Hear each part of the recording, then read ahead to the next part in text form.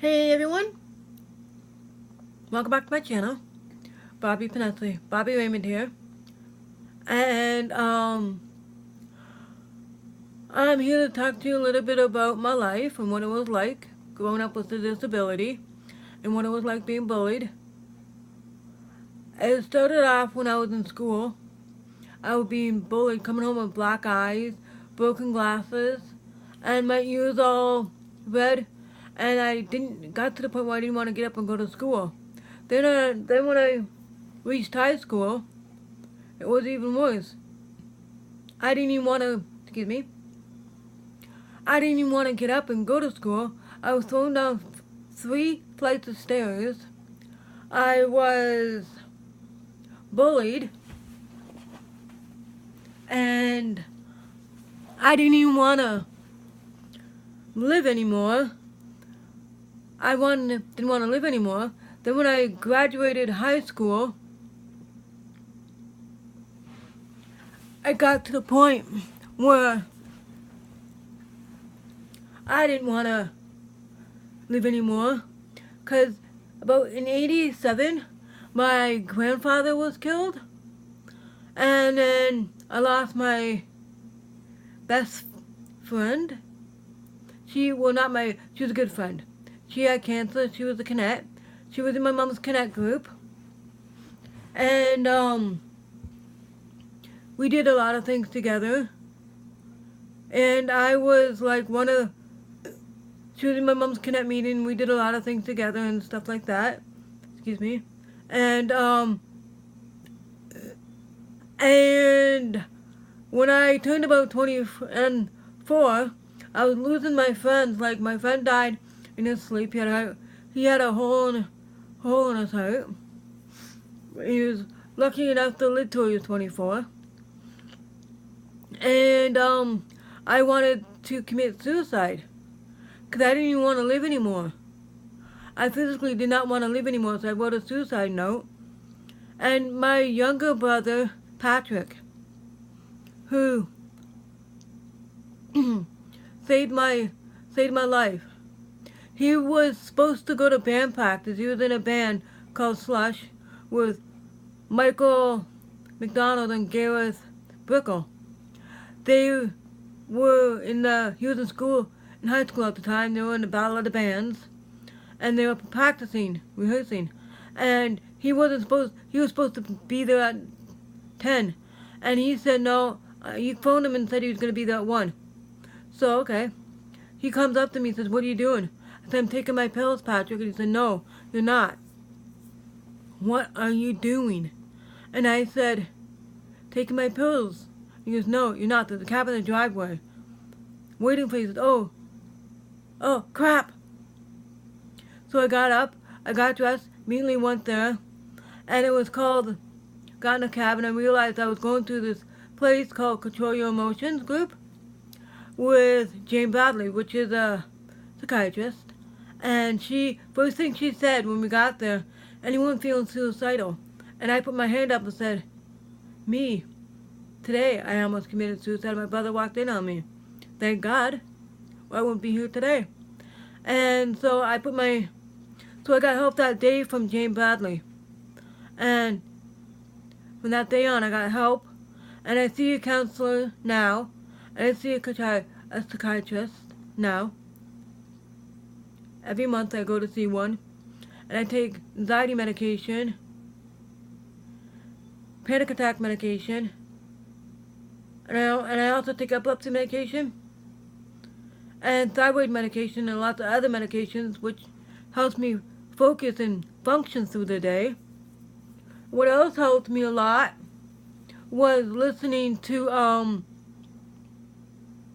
Fruity Tube talking about his depression, what he went through, and Jesse Walls, what he went through with his mom, and watching Logan Paul's documentary, both talking to other people who had suicide issues, talking to them, listening to him, really helped me, really got me through the day. Helps me out, gets me through the day. And plus listening to Roman Atwood's positive speeches he does really helps me out a lot too, and I love it. And so, if it wasn't for my brother, I wouldn't be here. I wouldn't have been here to do this speech, to do this, talk to you guys, of course. And, all I want to say, excuse me, is, if you guys are all having trouble, talk to somebody. Because I didn't really have that opportunity much to talk to someone because I felt like I felt like there was nobody out there for me to talk to, but there was. I just didn't know that. Because I have a slight learning disability, and I was in special ed, and that's why I didn't graduate until I was 21. And,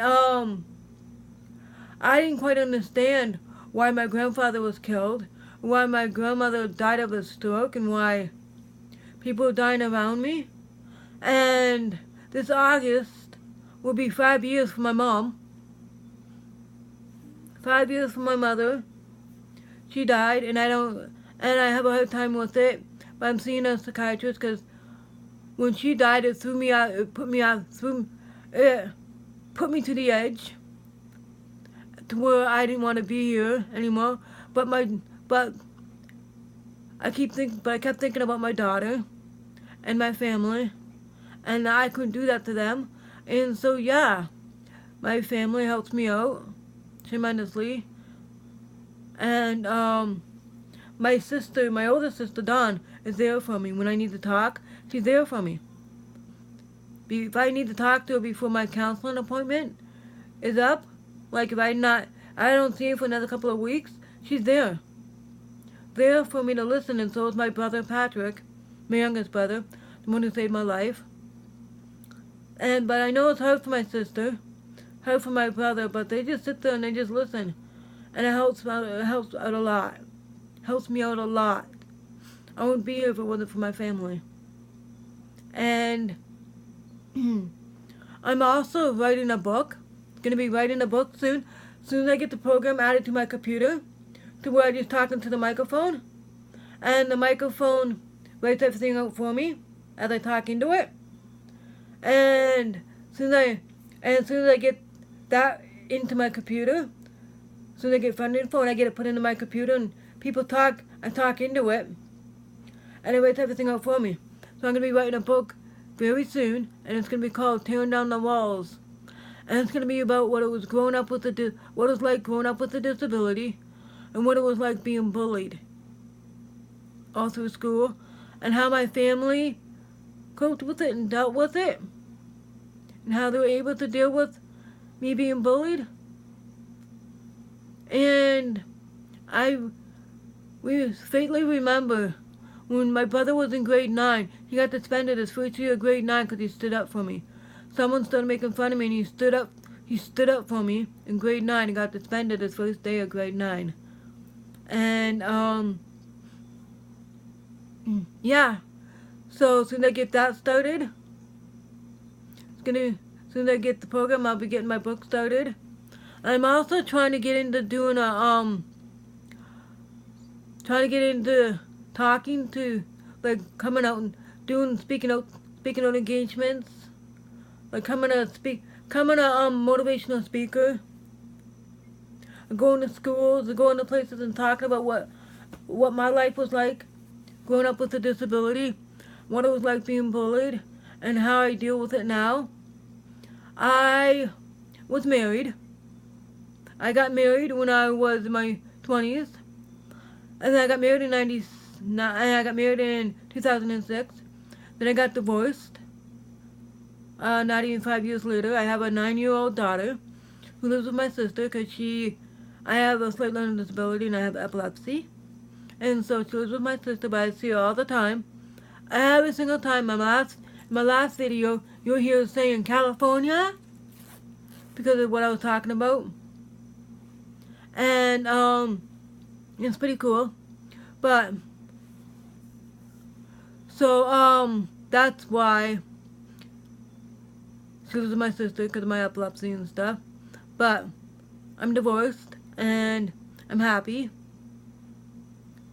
And I'm happy to being me, but sometimes I have my ups and downs and whatnot. But watching these YouTubers who go through depression and battle it, I've been battling depression for years. For years. I have depression. I have anxiety, panic attacks. Like when I get a panic attack, a really bad panic attack, and I can't breathe and thrown up, I feel like I'm dying. Like I feel like I'm physically dying. But I'm not. It's just a panic attack. Just all in my head. It's just anxiety. That's why I have a heavy dose of panic attack meds that I take when I'm having a panic attack. I take it and I sleep it off. And my family didn't quite understand it. Didn't quite understand my panic attacks, but my sister did. She noticed it. She's the one that's told me, you have anxiety. You need to get put on something. At first, I thought it was because I had teeth, and I had bad anxiety because of my teeth. Then once I had my teeth taken out, because they were really bad, because of all the medication I took, because all the medication I've been taking since I was 2, had a bad effect on my teeth, and yeah. So I had my teeth taken out, and then I still had bad anxiety. I said, okay, good, it's going to go away. But it never did. It kept happening. I was shaking like a leaf. Shaking like a leaf.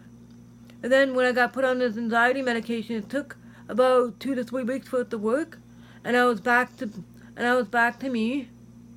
Back to being me. And that was great. But I had to take it every single day in order to stay on track. And I still have suicide thoughts, but I talked to my therapist about it, and I talked to someone about it, and I'm seeing people. Talking to people helps me out tremendously. Yeah, so if you ever have any suicide issues, any suicide thoughts, talk to somebody. Talk to somebody, because I had thoughts. I get thoughts here and there, but I don't get them bad enough to where I'm gonna commit suicide. I don't get them that bad. When I know they're getting that bad, I go to my therapist and I talk to my therapist. Anyway, so yeah, talk to you soon. Don't forget to hit your post notifications, like and subscribe, and hit your post notifications and hit the bell icon in the top corner so you never miss a new video. Bye.